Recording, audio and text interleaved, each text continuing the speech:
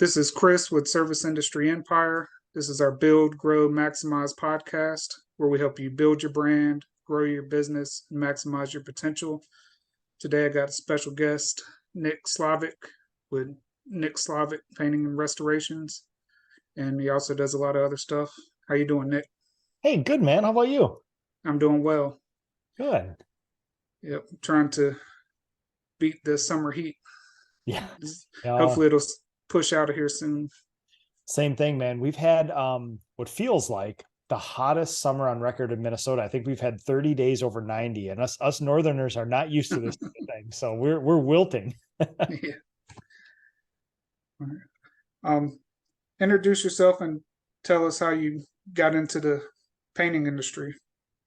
Yeah, so I am Nick Slavik. I own the Nick Slavik Painting and Restoration Company. This is my business's 15th anniversary.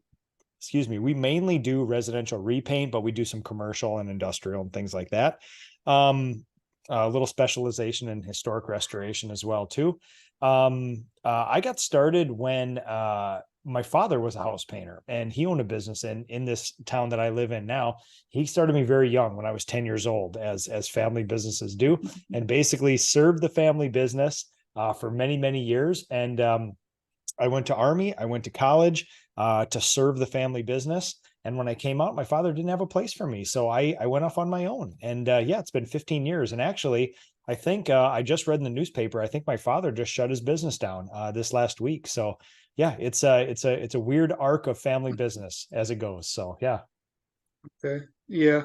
I pretty much are similar. My family, my father, my grandfather were all in the painting business. So I got started pretty young as well, which they did a lot of apartment painting and stuff like that. So that's where I first cut my teeth painting.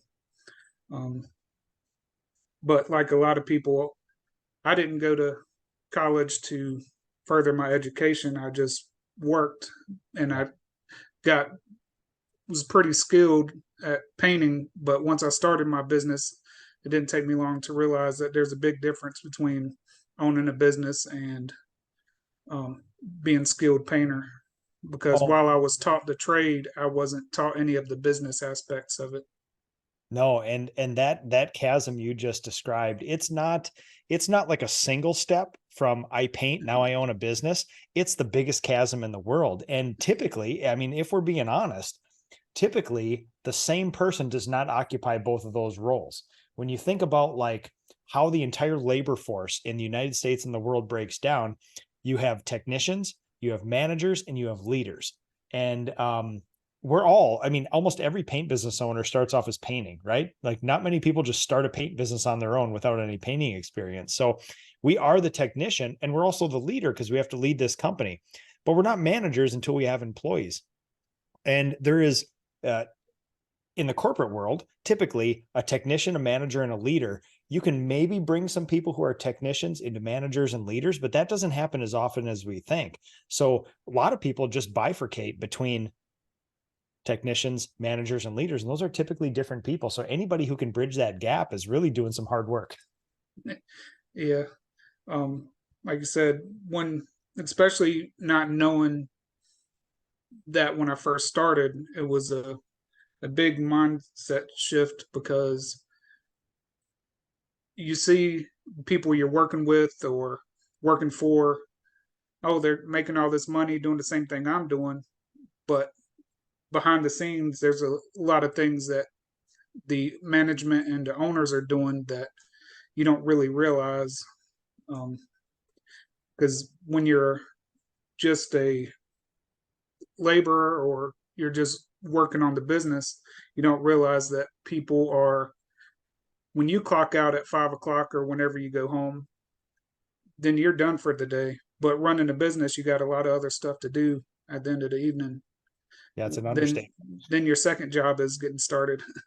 That's it. And most of us, I mean, especially in those early phases of growing a business with just a couple people, you still, for the good of the business, have to do your technician job 8 or 10 hours a day. And like you said, then you switch hats and throw on the manager leader hat, and you got a whole bunch of other stuff to do. And of all the functions in business, marketing, accounting, managerial side of it, the estimating, the project management, the logistics. I mean, like each one of those in a larger business is at least one human, but on a smaller scale, it's not that. I mean, those functions all still have to be done. Doesn't matter what size business you have, you know?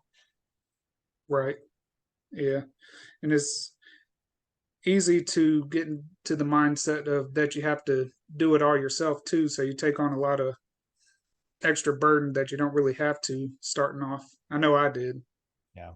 Well, and you know, in the chasms from owning a business and owning a job, you know, going from, hey, listen, I'm a single owner operator painter and I want to own a business. That is a huge chasm, like you said. There's even a bigger chasm between now the technician, the manager, and then the leader too, because so many interpersonal things need to happen. These developed skills need to be there. It almost never works when you take a senior technician, just somebody who's been doing it a whole bunch time, and make them in charge of other people. Because you think, well, hey, you've been here for a while, you know stuff. But what you're saying is, oh, so we're gonna stop the thing that you're really good at, that you have all the experience in, throw you into a completely different job, which is managing humans. And because you've done this a while, you're gonna be great. And it rarely do you find that that works in a business, because the most I've learned over the last 5 years that the most undervalued, overused term is manager. A true manager of humans is a magical human, somebody that can daily inspire people around them, hold them accountable to standard operating procedures, inspire them to do great work under budget, keep the morale high, keep them around. I mean, that's a magic human. Yeah.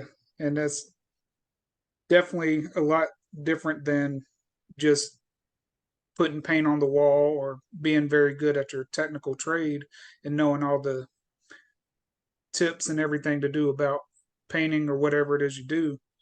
But being able to work with different personalities and being able to, like you said, encourage and motivate um, at the same time as trying to teach somebody something. Those are two different skills for sure. Huge. And actually, the technician mindset, like when you take a tried and true master craftsperson, you know, somebody that's been doing it for 10, 20, 30 years, and just they can adapt to any situation, beautiful finishes under budget every time. If you sometimes give them an apprentice to train, they will crumble. They will hate the job. They will not treat that person well. I mean, the tech, like you said, sometimes it's easier to just do it yourself. That is a beautiful mindset when you're a technician. Let's do it. Let's get this thing done. But when you're a manager, that is actually the death knell of a manager. You cannot do it yourself. You need to work through other people. You can actually make yourself the worst manager on earth if you do everything yourself. Right. Yeah, I know. Like I said, I was very grew up learning how to paint and became pretty skilled at the trade. But as far as working with other people and teaching them, and I guess to be honest, my family wasn't the best to work with, and they didn't. Even some of the other people that I worked for weren't the best teachers in the world either, as far as because they were in that mindset of they were skilled as well, but they weren't in a mindset to be able to actually teach somebody how to grow as a person Yep. and other than just do this way and that's it. um, so when I started learning that there's a big shift, um, it's really helped me improve to try to be more helpful to other people instead of just so meticulous about actually what you're doing. Yeah. And it's one of those shifts where it's like you can feel however you want to feel, and you can do whatever you want to do, and you can be good and bad at whatever you want to be good and bad at. But if you want to own a business and not a job, you need to be a manager, you know, and you need to have those developed skills of, you know, the inspiring, training, holding people accountable, things like that. And if we're honest, Chris, I mean, it feels like, and this is not just the painting industry, it's most people at the technician level, that's a tough thing. There's very few people that are really good managers and trainers and inspiring and things like that. So yeah, if most of us business owners have a little bit of that in us, and it's a good thing that we do, because then we can, we find that opportunity and we find ourselves out of that sort of technician thing if we want to. I'm sorry, I got a housefly buzzing around my head here. Um, yeah, it's important that I found out that once you actually become a business owner, like you said, there's technicians, managers, and leaders.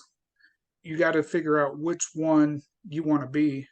If you want to be a technician and run your business and you're good at that, then you have to find somebody for the other roles that can step in if you're trying to grow your business, or you're just going to be stuck on that owner operator mentality and not fully grow because you're not utilizing all the aspects that you can.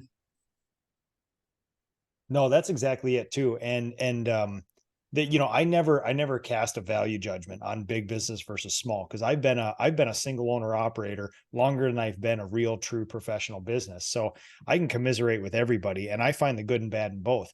In fact, some of the most inspirational people I know in the industry are single owner operators, maybe an employee here or there, but they know that they're going to keep their business this small. It's a lifestyle business.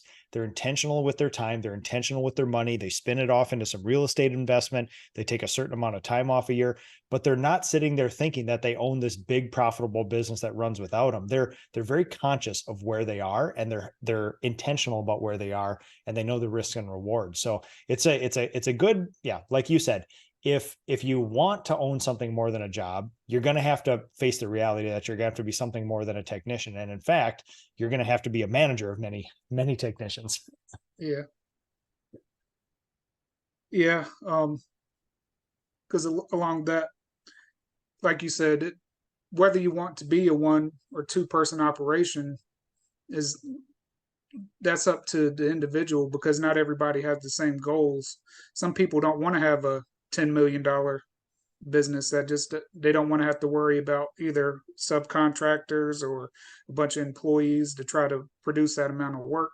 Some people are happy with just making 50 or $100,000 a year, and as long as that fits in with what their goals are, then that's fine. um, but it's important to know what you want to do. That way you can have the right mindset and put the right systems in place to reach your goals, no matter what they are. That's it, man. Being intentional. Yep. And also, I know you do a lot of work helping other painters. You have your Ask Your Painter Live, and you do some retreats and stuff. Mm-hmm. Um, I know a lot of things I hear, and people are having issues with generating leads now that the economy is kind of shifted from the as abundant as it was when COVID was a big issue, and now that's dwindled down, and people are starting to have some issues generating leads.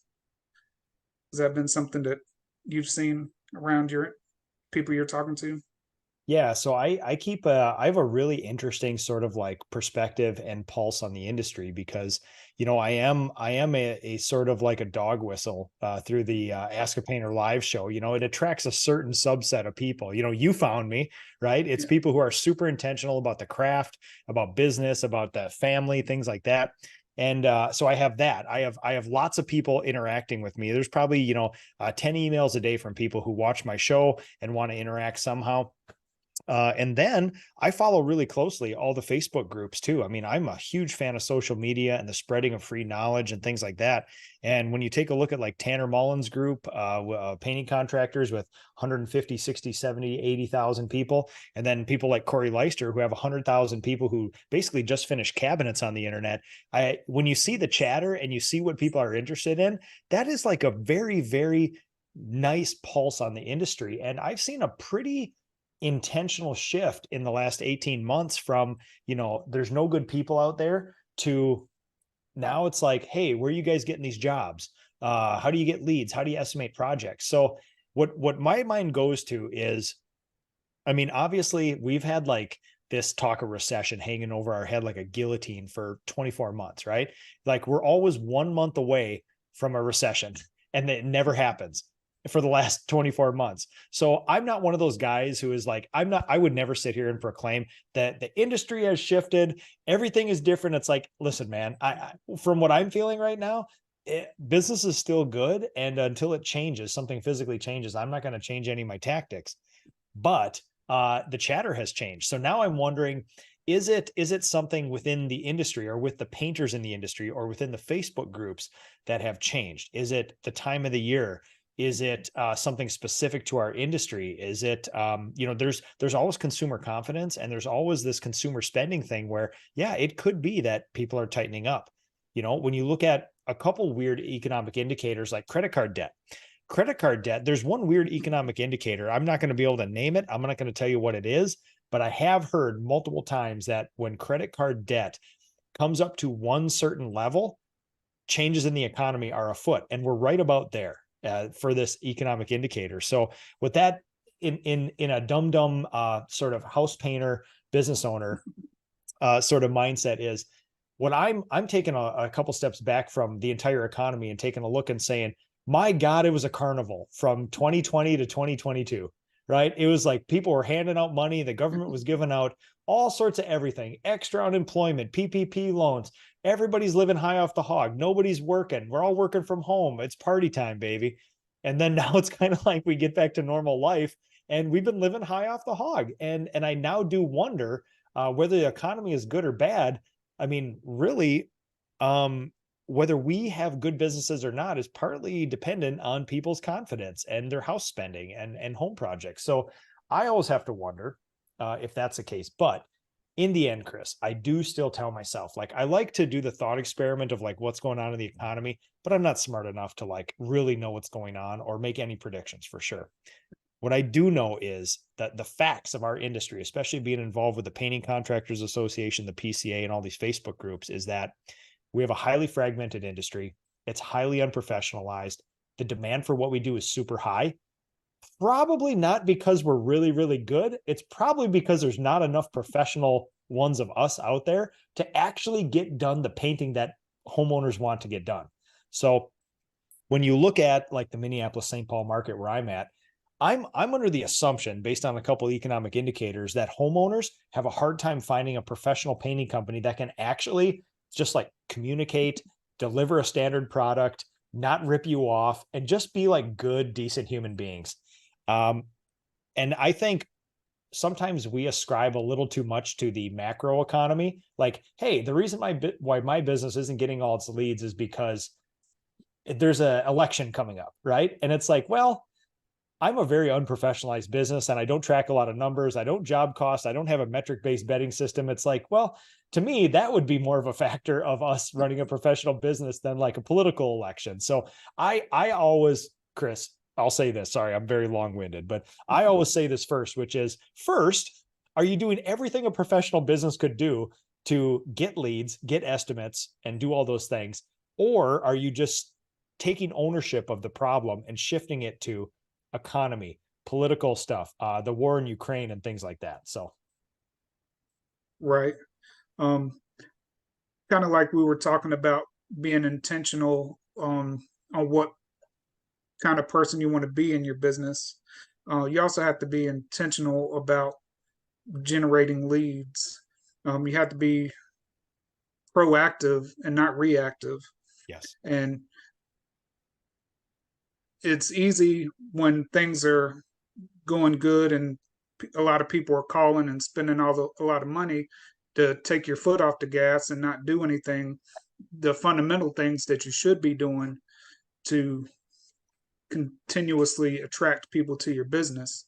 Yeah. So then once it slows down, then you got to be reactive and you start doing little things and, well, this is not working and this is not working. But if you're proactive the whole time, you can see that stuff slowly work into place instead of just making decisions split second to because you're not having anything coming in. And also, like you said, to what are you doing to differentiate yourself from everyone else? Um, like you said, there's a lot of people in the painting industry, and like you said, they're not all as professional as they should be or hold it to a high standard. And even if they do, they have a hard time putting it out there to let other people know that that's what they're doing. And so I hope that what you just said can be easily skipped over, which is being proactive versus reactive. But honestly, the longer I do this, the more I realize that a professional company is proactive and it's consistent. And honestly, almost all the problems that service industry based companies, or I mean, it might not even be that, it might just be all businesses, is being intentional, doing some small, mundane, unsexy, maybe even boring things every day, every week, forever, really, really well and consistently, instead of, oh my God, we got so much work. It's summer. Let's do this. Here we are in September. The leads are falling off. Oh my God, I'm going to get on Facebook. What do we do? Where do you guys find leads? What apps do you use to get, I don't want people to breeze over that, because those words get spoken a lot, just like you said, Chris, but they are so weighty and they're so important that honestly, the longer I do this, the more I realize the secret is consistency. Just if you like leads, you should be doing something every day, every week for leads. It doesn't have to be some crazy moonshot. It could be even an 8-minute task, but every day over the course of a year is worth way more than one big moonshot in November when you don't have anything on the books. Right. Yeah. Like you said, being consistent is a huge part of any business, Yeah. especially when you're trying to establish yourself as a professional. Mm. Because if you're only doing stuff part of the time, you're not giving everything the attention that you should give it. And like you said, even if it's 8 minutes a day throughout the 12 months, then that's going to add up to several weeks worth of work Heck yeah. rather than just wait until you have nothing and you're trying to fit several weeks worth of work into 8 hour day to try to get something to come in. That's it, man. And you never want to be, like you said, you never want to be reactive. You never want to be backed into a corner. You will not make the right decisions then, or you will make irrational decisions. It's always better to stay out in front of it. Now, when we say that though, Chris, we know that that's hard to do, right? It's July and August and we're in the house painting industry and there is not enough hours in the day. There's not enough humans. And you want me to stop and do some 8-minute thing where we post a picture on my Google profile, and you're like, yes, yes, I'm telling you absolutely, because if you like work in November, if you do that stuff in July and August, it'll be there. Absolutely. Right. And that also ties into what we were talking about earlier.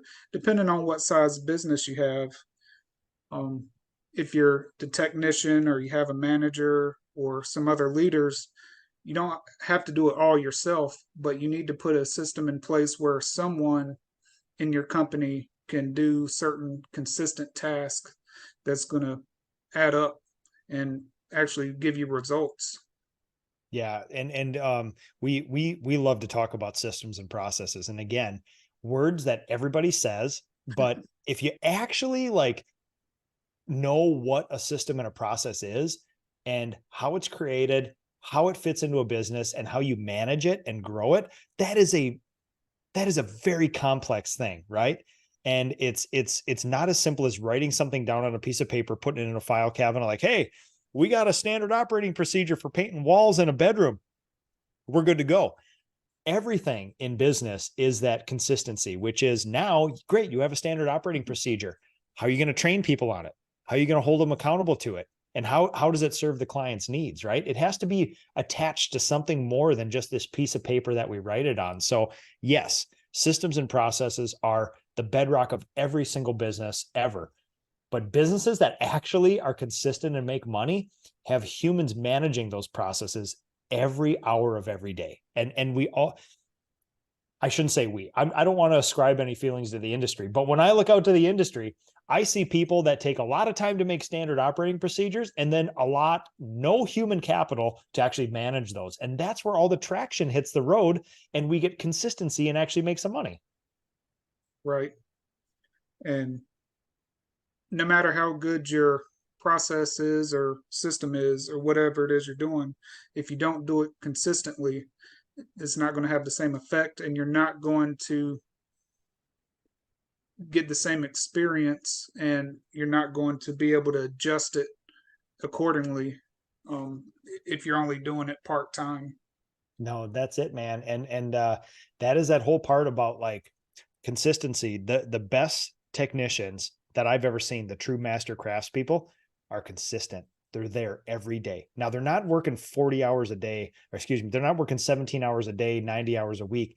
They're working that 8 to 10 hours a day. They're consistent. They're never late. They're always prepared. Their vans are always clean. They're always thoughtful.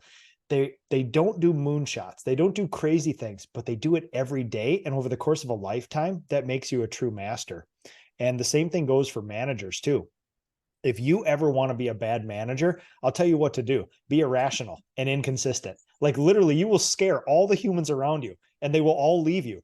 I honestly, like I've had to transform myself into some semblance of a manager over the years because that's what my business calls for. And my God, it's been hard because, you know, guys like us, we tend to be visionaries. We tend to do the moonshots. We tend to do big leaps, big things, massive action.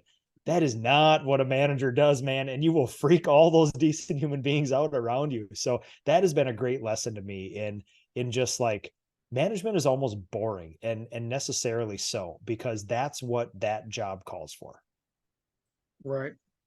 And just that little consistency every day can help you grow. And then you're not, like you said, trying to force it at the end of the and be reactive and make those illogical thoughts.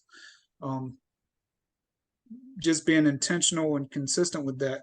If even if it is for 5, 8 minutes a day, then when it comes October, November, December, and January, all that effort is going to you're going to be able to see it instead of just waiting around with nothing to do.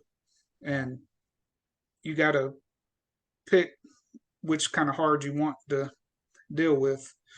Yes, it can be hard to remember to do those little things every day, but it's also hard if you don't have nothing coming in and you're scrambling. Yeah, it's hard to see that when it's July 20th, right? And it's just like you're just crammed, you're working 40 hours a day and it's craziness. But what you said is true, is like, you know what? As business owners and visionaries, and a lot of us are leaders and master technicians, like we're good at solving big problems. We're good at doing big things. We take on a lot of pain, we take on a lot of responsibility, and we get big things done. So a great challenge for our entire industry is, are you good enough to just be consistent? Are you good enough to do some very simple things that we know you can all do every day, all the time, forever? And honestly, that's where I see most of my brethren and sister then fall in that thing, because that's not our personality types, right? We're the big leaders. We can grow a business. We're founders, we're scalers, we're cowboys, we're firefighters. And sometimes the hardest thing for us to do is just buckle down, follow a system every hour, every day, and just do it. Right. And that ties into what your goals are, because you have to put that in place to try to reach the bigger picture. Like you said, your end goal. What is your end goal, and what's the little steps that you can do every day?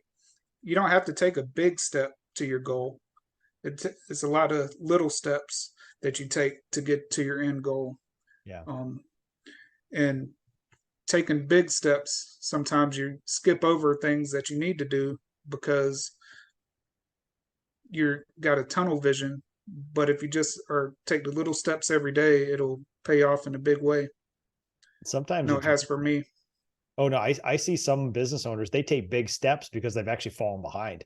And a big step is almost a catch-up move and not really a leap forward. It's almost like like you said, the reactionary thing where, oh my God, there's no work. So now you got to take this big leap and you're not taking a leap forward. You're making up for all that stuff you didn't do over the last 6 months, right? Right. And what of other than just being consistent and working on those, what are some of the ways that you found in your business, maybe one or two things that have been made the biggest impact as far as generating leads?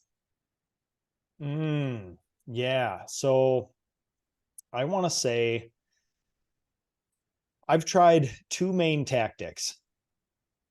Well, there's kind of I'll back it up and say when we think about any problem in sort of the realm of business, we can solve it with time, we can solve it with money, or a combination of both. So I already start to think about a problem like that, like finding leads. Well, you can do it with your time. You can go door to door and just like knock and just ask for estimates. You can do it with money. You can just go to Facebook, take out your wallet, and just hammer it, right? Or you can do a combination of both. Um, the way that we've found to get leads is initially we tried two tactics on our decision tree, right?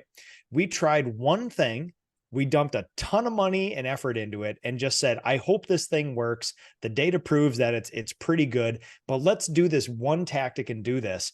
And it worked for a while, but you find out that you get diminishing returns, or you get in a weird place where you're getting all your eggs in one basket of something. And um, you can find yourself eventually, if any of that changes, like we always think about the economy changing, but what about, here's a business that I used to get me a lot of leads. What if that business just doesn't function the same way as it is? What if the owner goes on vacation and it doesn't work? What if they lose employees? What if what they do becomes illegal in some areas, things like that. So diversifying is a big thing. So I've tried that. We've grown a business over the last 3 years by doing just a couple things and putting a lot of effort into it. But now we've reached the point where, I don't know, we'll probably do just over 3 million this year. And we've reached the point where now we need one or two tactics just isn't going to cut it, man. Like we probably do 13 different marketing tactics. And this is the unsatisfying part. A lot of them, I would say probably out of the 13, 2/3 of them are effort based and a third of those are money based. And so it's not just one of those things where we hired a company and it solved all our problems. We found that we have to do lots of things consistently all the time, every day, every week, many things all at once to get something. So it's not even as simple as we're going to do flyers. So every day we're going to work on these flyers. It's like, no, no, no. We have 13 things we need to do. And sometimes it's as simple as updating your Google profile, responding to reviews online, going on Yelp and posting a picture. All these like mundane things that don't seem like they add up to much. But when you do 13 of those a couple times a week, the algorithm gods shine upon you very well. And I can't prove that they work, but I can't prove they don't work. And if I had advice to somebody, I would say I would not stop that if you're doing it. It's probably a good idea for business. So that's kind of what we've done. And I would say over the last 12 months, we've really found the value of taking a lot of things and doing little things every week, honestly. Right. I know for my painting business, um, like you said, is trying to not put all my eggs in one basket, but doing the little things like door hangers right around the job you're working on. Yep. Like you said, focusing on Google business profile, putting pictures up there. If you're going to put pictures on Facebook, you might as well also put them on Google. And just doing those regularly is going to make a big difference, because you're going to be getting in front of so many more people than just when you throw money at stuff to try to solve it and don't put as much effort into it. Sometimes you don't get the same result because you're not, like you said, being as intentional or being as focused on it. But if you can just do the little things that take some effort, but it's all about the results that you get. Yeah, and Um, s- it doesn't even have to be a lot of money either. Like you can do a stripped down version of what I do. Says I'm the marketing manager of my company. I got to be very intentional about what we do because I got to make 45 to 75 leads a week come into this business. And it's a big task, man. But if I needed less than that, which most companies do, you could take a super stripped down version of what I do. And in an hour a week, you could do some quick hitters, get it down to a system. You know, you go to MailChimp and send out one email a week to your entire list. You go to Google Profile, you do some of those things. You tap around on Yelp, you post some pictures here and there on Nextdoor and things like that. It's like all those little things just don't take much. But if you got the systems down, you got the links already there. I mean, my marketing system is as simple as my Google Calendar. I have a block called marketing, and in there, I have my 13 things I do, and there's links to each one. So I start at the top, I click the first link, I go there, I do my 3 things, I go to the next one and do that. And you can get it systems and processes like we talked about. Doesn't have to be for just painting. And you just hit that. And in 2 hours, a couple times a week, I can go down these things and just move the levers and do the things. And it seems to work okay. yeah. One of the things you said was about sending email to your past clients. I Mhm. know, like I said, I was grew up painting, but I didn't know the business side of it. So for the first few years of running my own painting business, I didn't really put any effort into my past clients. And as soon as I realized that that was actually one of the biggest sources of income, it was a mind shift for me because you've already done work for these people and they trust you and you've done a good job. And then you're so focused on and being reactive, trying to get the next paycheck that you tend to forget about them. And where you should actually be having them in the front of your marketing strategy instead of in the back, because they're the ones that are going to either hire you again or refer you to other people. Um, so I know just that little being consistent with that made a big shift in my business, just focusing on the past clients and the people that I've already done work for. Yeah, like you said, not forsaking them, because what more valuable people than that know you, you've been in their house, they trusted you, they had a good relationship with you. Like that's amazing, man. That is absolutely amazing. And yeah, we do tend to forsake them. We as business owners and visionaries, we always think about what's next, what's new. And if we're being honest, most most service businesses, most businesses for that fact, under $1 million of revenue, most of their employees are friends and family or acquaintances. Most of their clients are friends, family, acquaintances, local community members, word of mouth people like that. So that we would go out there and try to chase strangers in that sort of thing early on is like, oh yeah, it's fine, you know, it's reputable, but like you're forsaking all the things that really, that are all around you, the people who you already have a base of trust with, right? Right. And yeah, I appreciate it. That was a lot of information. I think that a lot of value to people, and they can see that just by being consistent and intentional, that's going to help you build a solid foundation that you can actually build your business on and keep you busy and profitable for a long time, not just in the short term. You got it, man. And Chris, I want to thank you for the opportunity, man. I really appreciate this. Excuse me. I really appreciate this. And I really appreciate your helping the industry too. Anything we can do to get this industry professionalized, man, I'm a big fan of, and glad you're here doing it with me. Right. I appreciate that. Yeah, that's kind of like you. That's kind of what I want to do is just help people understand that you don't have to do a whole lot, but just be consistent and build something to be professional and um, reach your goals. Is you don't have to do it by yourself. There is other people out here that'll help. Oh, there's a lot of weight in that. I spent 25 years being lonely and trying to figure this all out on my own, man. And I wasted a lot of years. So honestly, the best thing you can do is reach out to anybody. People you think that are your competition will likely be your best friends in the industry. So that's a good challenge for everybody. Right. Yeah, I understand that because I was the first probably 10 years of my business pretty hard headed and just wanted to do it my way because I didn't know any other way to do it. And there's other ways to do it than the hard way. So we found out later in life. Yeah. Yep. Well, again, I appreciate it, Nick. And if anybody needs to contact you, what would be the best way to contact you if you think you can help them out?